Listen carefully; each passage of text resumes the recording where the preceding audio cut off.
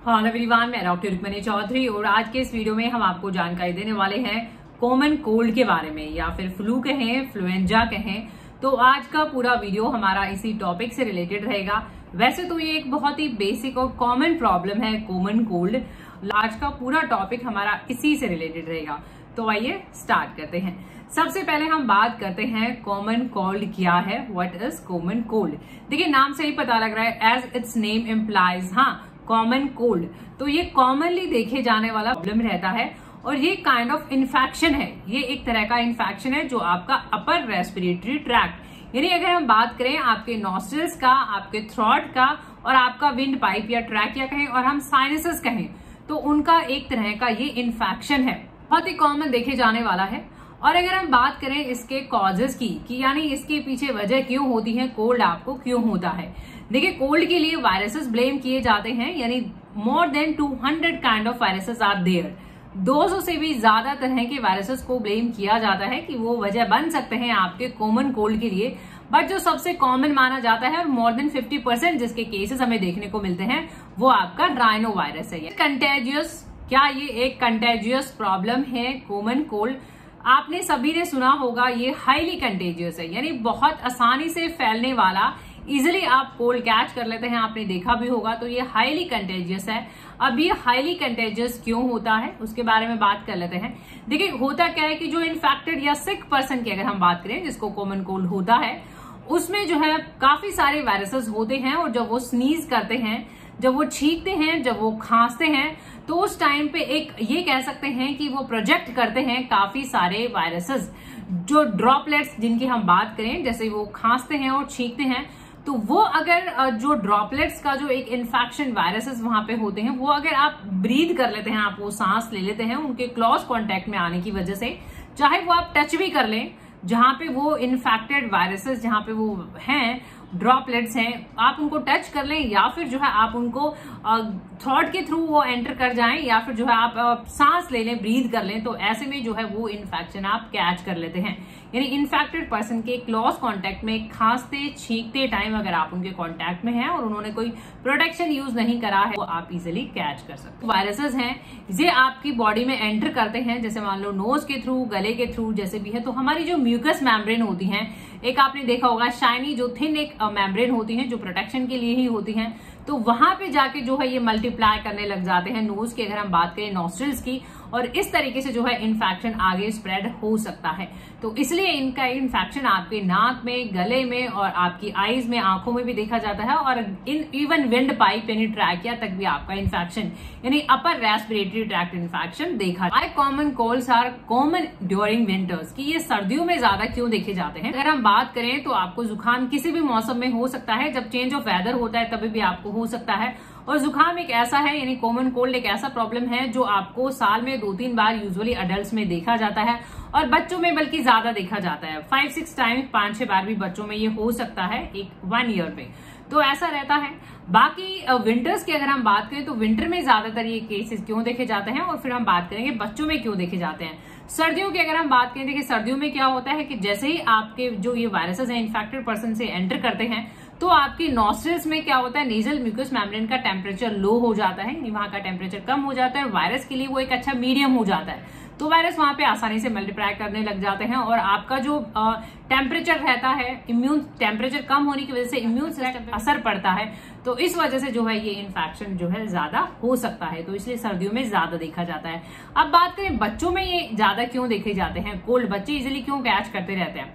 देखिए, एक तो बच्चे एक दूसरे के कांटेक्ट में बहुत इजिली आ जाते हैं, तो वो एक रीजन बन जाता है। सेकंड, बच्चों में इम्यूनिटी जो है, उनकी रोग प्रतिरोधक क्षमता बहुत अच्छे से विकसित नहीं हो पाती है, और जैसे ही अडल्टहुड तक आते हैं वो इम्यूनिटी डेवलप हो जाती है, क्योंकि आप बार बार इन्फेक्शन कैच करते हैं। आपका इम्यून सिस्टम जो है, रोग प्रतिरोधक जो आपका सिस्टम रहता है, वो उनको पहचानने लग जाता है वायरसेस को, और उनके अकॉर्डिंगली जो है वो इनसे फाइट बैक करने लग जाता है। तो बाय द अडल्टहुड आपको ये कम होते हैं, बल्कि बच्चों में ये इन्फेक्शन। साइनो सिम्टम्स आपको रनिंग नोज रहता है, नाक बहना, स्नीजिंग, छींके आना, और जो है गले में भी सॉर थ्रोट भी इसमें देखा जाता है।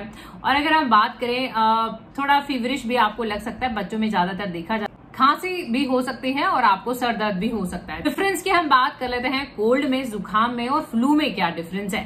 देखिए जुकाम की तो हमने बात करी है कि आपको छींके आ सकते हैं, पानी बह सकता है नाक से, सर में दर्द होना, खांसी होना, ये सिम्टम्स हो गए आपके।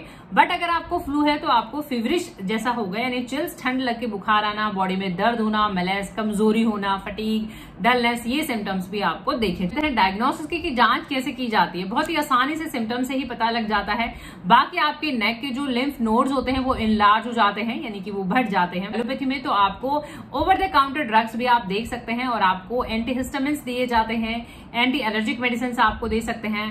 कॉफ के लिए आपको जो है एक्सपेक्टोरेंट दे सकते हैं, डिकंजेस्टेंट दे सकते हैं, यानी खांसी का सिरप आपको जो है दे सकते हैं अगर साथ में कॉफ है, और एंटी एलर्जिक मेडिसिन आपको दे सकते हैं। सप्लीमेंटेशन की अगर हम बात करें तो विटामिन सी रिच डाइट आपको लेने के लिए कहा जाता है। विटामिन सी आप बढ़ा सकते हैं, फ्रूट का यूजेस आप बढ़ा सकते हैं, प्लेंटी ऑफ वाटर, ज्यादा से ज्यादा पानी आप ले सकते हैं, और जिंक सप्लीमेंट भी जो है आप ऐड कर सकते हैं अपनी डाइट में। प्रिवेंशन की देखिए, प्रिवेंशन बहुत ही जरूरी होता है। प्रिवेंशन पे अगर आप ध्यान देते हैं तो बहुत सारी बीमारियों से हम बच सकते हैं।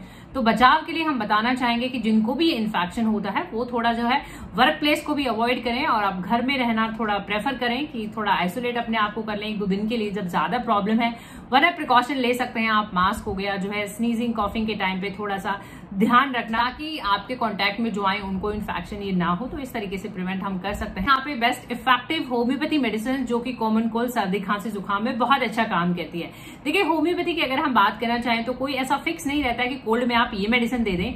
हमें कोल्ड के लिए लक्षण देखना बहुत जरूरी रहेगा, क्योंकि हर एक केस रिप्रेजेंटेशन अलग होती है। कि किसी को मान लो अभी अभी जुकाम हुआ है और तो अलग मेडिसिन है, किसी को मान लो 2-3 दिन पुराना जुकाम जिसको पकना कहते हैं कि खांसी जुकाम पक गया आपका तो उसको अलग कहते हैं। किसी को खांसी जुकाम के साथ बुखार आता है, किसी को बेचैनी होती है, तो किसी को जो है कमजोरी लगती है। तो इनके हिसाब से होम्योपैथी में दवाइयां बदल जाती हैं। तो यही आपसे बार बार रिक्वेस्ट करा जाता है कि आप अपने केस पे ध्यान दें कि आपको क्या क्या सिम्टम्स है, उसके अकॉर्डिंग आप मेडिसिन यूज करें। स्टार्ट कर देते हैं आर्सेनिकम एल्बम से।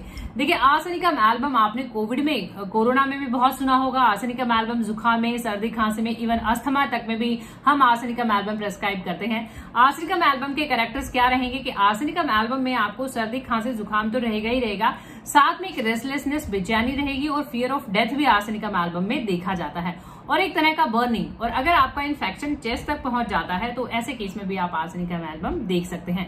ये सारी ऑरल ड्रॉप्स हैं और ये कंपनी के अकॉर्डिंग इनका कलर है, जिस कलर में ये आपको मिल जाए, और कम साइज में आप लें इनको। पावर हमेशा ध्यान रखें, कम पावर से ही आप इनको स्टार्ट करें और रेगुलरली आप यूज करें दिन में। अब क्योंकि कोल्ड एक ऐसा प्रॉब्लम है, एक्यूट प्रॉब्लम है, यानी कि ज्यादा होने वाला प्रॉब्लम और अभी अभी होने वाला प्रॉब्लम। तो एक्यूट केसेस में आप दवा को 5-6 बार भी ले सकते हैं। तो इसकी 2-2, 3-3 बूंदे दिन में 4-5-6 बार भी आप ले सकते हैं। थोड़ा गैप पे आप ध्यान रखें, ड्रॉपर की मदद से लें 1-2 बूंदे।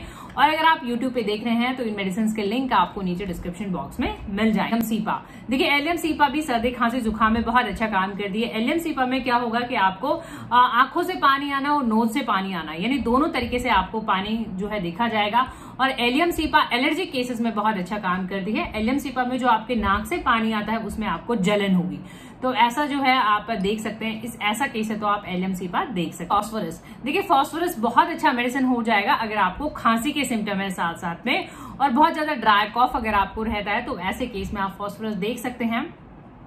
ठंड से अगर प्रॉब्लम होती है तो फास्फोरस बहुत अच्छा काम करते हैं। लेना वैसे ही रहेगा 1-2 बूंदे सुबह दोपहर शाम खाने से पहले। एकोनाइट, एकोनाइट नेपोलिस तो आपने बहुत कॉमन सुना होगा कि प्रिटी कॉमन है, सर्दी खांसी जुकाम में एकोनाइट दे देते हैं। लेकिन एकोनाइट का कैरेक्टर कीनोट सिम्टम है कि आपको अभी अभी, जैसे मान लो आज ही आपको जुकाम हुआ है और आज ही आपको प्रॉब्लम हुआ है, तो ऐसे केस में आप एकोनाइट लें। ड्राई कोल्ड वेदर में आप एकोनाइट लें, और एकोनाइट में भी बहुत ज्यादा बेचैनी रहती है, तो ऐसे केस में आप एकोनाइट ले सकते हैं। स्टार्टिंग सेम डे आप यूफ्रेशिया भी कोल्ड कॉफ में बहुत अच्छा मेडिसिन माना जाता है। यूफ्रेशिया में जो है ये रहेगा कि यूफ्रेशिया आप में आईलिड की स्वेलिंग देखी जाएगी, यानी आंखें आपकी बहुत ज्यादा इफेक्ट हो जाती हैं और आपकी आंखों की जो पुतलियां होती हैं इन्फ्लेमेशन देखा जाता है, स्वेलिंग। तो आप सीमियम, जेलसीमियम भी आपने कोल्ड कॉफ में सुना होगा। जेलसीमियम बहुत अच्छा माना जाता है। डिजीनेस, डलनेस और ड्राउजीनेस, यानी अगर आपको फ्लू लाइक सिम्टम्स हैं, अगर आपको फ्लू है अब जैसा हमने बताया था, तो ऐसे केस में आप जेलसीमियम देखें, क्योंकि जेलसीमियम में मलेरिया, थकान, तो ये सारे सिम्टम्स आ जाएंगे, वीकनेस, तो ऐसे केस में आप जेलसीमियम देख सकते हैं। देखिए फेरम फॉस भी बहुत अच्छा मेडिसिन है कोल्ड कॉफ में। फेरम फॉस में सेकेंडरी स्टेज हम कह सकते हैं, यानी आपका जैसे खांसी जुकाम पक जाना, जैसे मान लो 2-4 दिन हो गए हैं बट फिर भी जो है आपको बॉडी में पेन है और साथ में जो है आप इन्फ्लेमेटरी कंडीशन हम कह सकते हैं, तो ऐसे केस केस में आप फेरमफॉस में भी हम आपको बताना चाहेंगे। 6 नंबर दवा देखिए, इस पे लिखा हुआ है इन्फ्लुएंजा, तो यानी फ्लू लाइक सिम्टम्स है, बुखार है, सर्दी खांसी है और जुकाम है, तो ऐसे केस में आप ये ले सकते हैं। 5-5 बूंदे लेनी है 2-3 चम्मच गुनगुने पानी में और दिन में 4-5 बार। खाने से पहले आप देख सकते हैं, फर्क पड़ जाए तो दवा की डोज जो है कम कर सकते हैं। अपनी जरूरत के हिसाब से दवा लें। सो होपफुली ये वीडियो आपकी मदद कर सके। वीडियो आपको इन्फॉर्मेटिव लग रहे हैं, वीडियो से आपकी मदद हो रही है, तो प्लीज आप हमारे वीडियोस लाइक और शेयर जरूर करें। चैनल पर नए हैं तो चैनल को सब्सक्राइब करें, बेल आइकॉन घंटी जरूर दबाएं अपडेटेड रहने के लिए। Thank you for your time, thank you for watching, keep supporting, thank you so much.